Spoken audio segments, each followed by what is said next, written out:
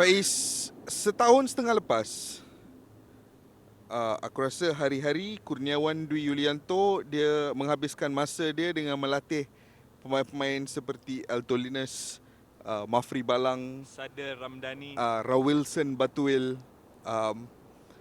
di Kota Kinabalu, Sabah. Tapi selang setahun lebih, sekarang ni nampak gayanya Kurniawan Dwi Yulianto akan melatih seorang individu yang dikenali sebagai Cesc Fabregas. Mas Kurniawan. Ini realiti Bila apa nak ya? invite bola itu live pula? Bola itu live di Itali. Di Itali. Apa realiti yang sedang kita hidup ni, Faiz? Untuk ada seorang pelatih Asia Tenggara di Itali, aku rasa itu satu tindakan itu sahaja mengangkat darjat kejurulatian rantau ini di mata dunia. Itu adalah satu perkara yang harus kita puji, satu perkara yang kita sendiri tak tahu lagi apa hasil dia. Hasil dia kita dah tahu dah. Kelab yang kita nak cakapkan ni, daripada Serie D ke Serie C dan daripada Serie C ke Serie B adalah masa 2 tahun, guys. Apa kelab yang kita nak cakapkan ni? Como 1907. Como 1907. Jujur cakap, Faiz, sebelum ini aku tak pernah dengar nama kelab Como ni.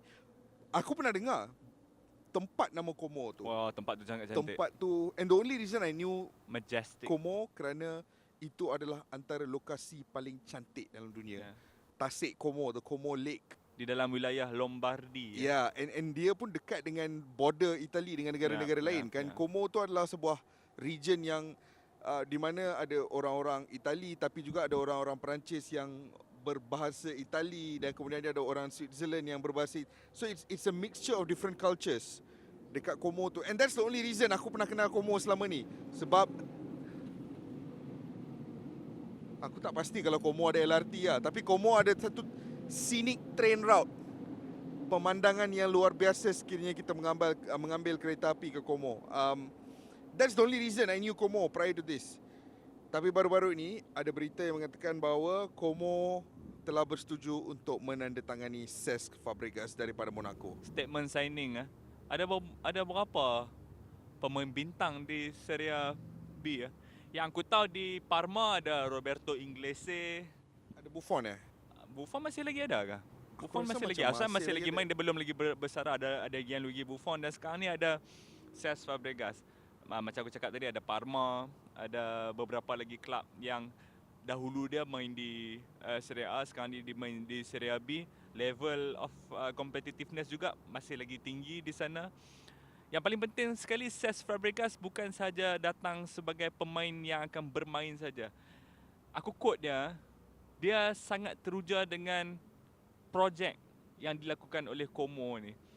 Tapi aku tak pasti di Malaysia ramai yang dah tahu. Aku pasti di kawan-kawan kita di Indonesia ramai yang dah tahu.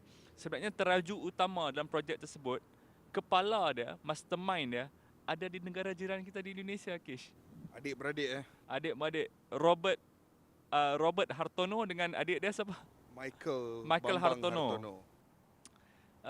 Dua konglomerat lah, kita katakan konglomerat di Indonesia. Dia terkenal di Indonesia dengan kekayaan dia, dengan syarikat parent company dia iaitu Jarum Limited, yang kita selalu tengok di mana-mana pertandingan sukan dan juga di konsert-konsert. Kita tak nak sebut dengan lebih mendalam lah. Tapi yang boleh kita sebut lebih mendalam adalah di bawah Jarum ada syarikat yang dikenali sebagai Mola. Ya. Mola Subsidiary TV. lah, subsidiary dia. Mola TV, stesen TV yang sangat popular di Indonesia. Yang juga shirt sponsor kalau tak silap aku untuk Como. Untuk Como kan. Aku mula kenal Mola ni daripada program Garuda Select. Aku mengikuti dengan sangat rapat program Garuda Select tu yang melibati Dennis Wise. Ya, Dennis Wise sebagai pengarah dia. Aku ingat. Dan Garuda Select jugalah yang unearth Bagus dan Bagas, pemain muda Indonesia. Bagus sekarang aku rasa sedang tunggu tawaran di Eropah. Bagas aku rasa bermain dengan salah satu kelab di Indonesia. Aku lupa kelab apa. Kau tahu macam mana aku tahu program Garuda Select tu? Sebab and which makes sense sekarang sebab Dennis Wise kita tahu adalah sporting director Como 1907 kan. Dia yang membantu untuk membawa masuk Cesc Fabregas menggunakan connection daripada Chelsea dulu kan. Tapi yang menarik sebab aku ingat lagi yang Dennis Wise ni aku pernah nampak dalam satu video klip di YouTube yang mana dia memuji seorang pemain daripada Persija Jakarta yang muda. Aku tak ingat nama. Braif Fatari. Braif Fatari. Braif Fatari ni adalah pemain yang aku pernah guna bila main Football Manager lah. Lepas tu bila nampak in real life pun dia semakin menonjol, part of Persija's main squad dah sekarang ni. Dan suatu ketika dahulu dia part of the Garuda Select program juga kalau tak salah aku. Dan Dennis Wise adalah satu klip tu yang aku nampak lah yang dia memberikan komen dia tentang Braif Fatari. Dan bila hang mention sekarang ni Garuda Select, Dennis Wise, benda tu klik dalam otak aku lah. Okay, it makes sense now. Dan apa yang nak dilakukan oleh orang kaya Indonesia di sana ni adalah satu perkara yang jarang kita lakukan. Perkara yang sensible daripada owner Southeast Asia ke sana. Kita tengok 2008 Tak Shin Shinawat beli City.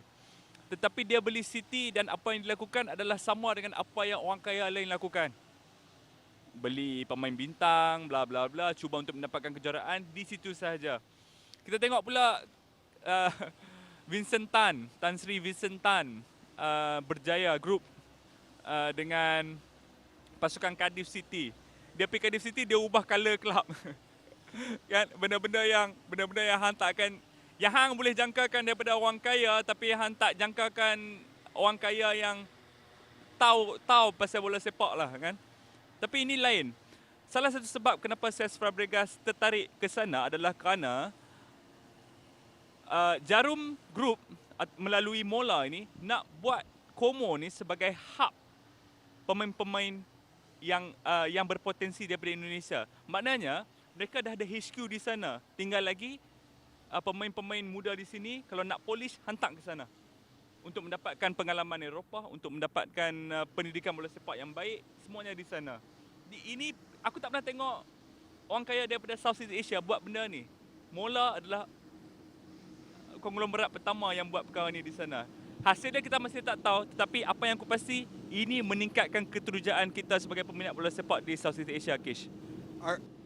Yang aku ingat baru-baru ni aku terbaca yang Como pernah cuba nak beli Jack Wilshere juga. Ya. Tapi tak lepas sebab aku rasa untuk Serie B atau Serie C ada rule yang mengatakan bahawa kau tak boleh sign player luar daripada EU dan kita tahu UK sekarang dah Brexit, dah keluar daripada EU. So Jack Wilshere tak dapat masuk dan Wilshere pun sekarang ni dah bersara dah pun. Dan Cesc Fabregas adalah karakter yang dia bawa masuk. Dan in many ways aku suka benda ni sebab Cesc Fabregas ni masa 10 tahun lepas aku kenali dia sebagai seorang pemain tengah yang elite. Pemain tengah yang sangat kreatif dan luar biasa. Tapi in the last 5 years, terutamanya melalui interaksi dia di Twitter, aku lebih mengenali Cesc Fabregas yang bukan saja seorang pemain yang elite, tapi juga seorang manusia yang sangat intelijen dan seorang manusia yang sentiasa mahu menceburi dirinya dalam projek-projek yang memiliki elemen-elemen romantik. Dia masuk ke Como kerana Como memiliki satu bandar dan yang sangat cantik, satu pemandangan yang sangat cantik dan pada masa yang sama satu projek yang luar biasa. Dia sama seperti musim lepas bila kita nampak Nani beraksi di Venezia. Kan itu adalah satu hubungan romantik yang sangat cantik untuk kita saksikan. Dan season ni juga it's no different. Aku rasa Cesc Fabregas punya ability to enjoy life, his ability untuk appreciate the finer things in life, aku rasa sangat bersesuaian dengan tema projek di Como pada ketika ini untuk bukan saja membina sebuah pasukan yang sustainable, tapi juga untuk cuba melaitkan diri ke Serie A dalam tempoh masa 3 tahun. Projek mereka adalah 3 tahun dan pada masa yang sama seperti yang Han cakap, nak bina satu hub untuk pemain-pemain daripada Indonesia. Dan kita tahu Faiz, kualiti pemain-pemain muda yang ada di Indonesia. Kita tahu the problem has always been macam mana kita nak tingkatkan kualiti di peringkat grassroots untuk berterusan sehinggalah ke peringkat profesional. Dan itu adalah sentiasa gap yang tidak dapat diisi. Tapi dengan adanya lebih banyak projek-projek seperti ini, gap seperti itu boleh dikurangkan. Profesionalism menjadi barah untuk industri bola sepak di rantau ini. Tetapi dengan apa yang dilakukan oleh Singapura, dengan apa yang dilakukan oleh Indonesia, dengan apa yang dilakukan oleh Thailand, dengan pemain muda mereka, kita tengok profesionalism bukan lagi satu permasalahan utama. Tengok sajalah Witan, tengok sajalah Egy, tengok saja pemain-pemain lain yang berkelana di luar negara, Ihsan, Irfan, Supacok baru-baru ni. Supacok, baru-baru ni Canatip, apatah lagi. Ini bukan lagi pemain-pemain yang bergelut dengan disiplin dan juga profesionalisme. Kerana kalau mereka bergelut di luar sana, there's nowhere to hide. Hang tak boleh berlindung di belakang ejen, berlindung di belakang connection hang dengan kelab, connection hang dengan siapa-siapa. Hang tak boleh berlindung di belakang siapa-siapa. It's only you and you alone. Dan kematangan ini yang dah dapat diperlihatkan oleh pemain-pemain muda ni, kita mahu banyak lagi pemain-pemain muda macam ni yang boleh bermain di peringkat tertinggi, Champions League level, Asian Champions League level, mungkin Serie B level, lepas ni makin banyak lagi. Dan aku percaya melihat kepada cara terutamanya Robert Budi Hartono sendiri, cara beliau mengurus Jarum Group sebelum ini, kalau beliau benar-benar serius dengan projek ini akan menjadi satu projek yang sangat exciting, Kish.